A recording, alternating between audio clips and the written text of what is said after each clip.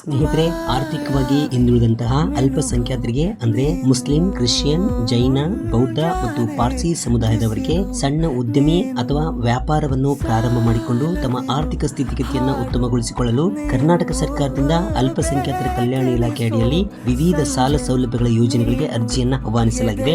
ಅವು ಯಾವ ಯಾವ ಯೋಜನೆಗಳೆಂದರೆ ಸ್ವಾವಲಂಬಿ ಸಾರಥಿ ಯೋಜನೆ, ಶ್ರಮಶಕ್ತಿ ಸಾಲ ಯೋಜನೆ, ವೃತ್ತಿ ಪ್ರೋತ್ಸಾಹ ಸಾಲ ಯೋಜನೆ, ರೇಷ್ಮೆ ನೂಲು ಬಿಚ್ಚಾಣಿಕೆ ಪ್ರೋತ್ಸಾಹ ಯೋಜನೆ, ವಿದೇಶಿ ವಿಶ್ವವಿದ್ಯಾಲಯಗಳಲ್ಲಿ ಉನ್ನತ ಶಿಕ್ಷಣಕ್ಕಾಗಿ ಸಾಲ ಯೋಜನೆ, ವ್ಯಾಪಾರ ಅಥವಾ ಉದ್ಯಮಗಳಿಗೆ ನೇರ ಸಾಲ ಯೋಜನೆ, ಸಾಂತ್ವನ ಯೋಜನೆ, ಸಮುದಾಯದ ಆಧಾರಿತ ತರಬೇತಿ ಯೋಜನೆ, ಮಹಿಳಾ ಸ್ವಸಹಾಯ ಗುಂಪುಗಳಿಗೆ ಸಹಾಯಧನ ಯೋಜನೆ. ಈ ಎಲ್ಲಾ ಯೋಜನೆಗಳಿಗೆ ಈಗಾಗಲೇ ಅರ್ಜಿ ಪ್ರಾರಂಭ ಮಾಡಿದ್ದು ಅಕ್ಟೋಬರ್ 16, 2025ನೇ ತಾರೀಕರಂದು ಅರ್ಜಿ ಸಲ್ಲಿಸಲು ಕೊನೆಯ ದಿನಾಂಕವನ್ನ ನಿಗದಿಪಡಿಸಲಾಗಿದೆ.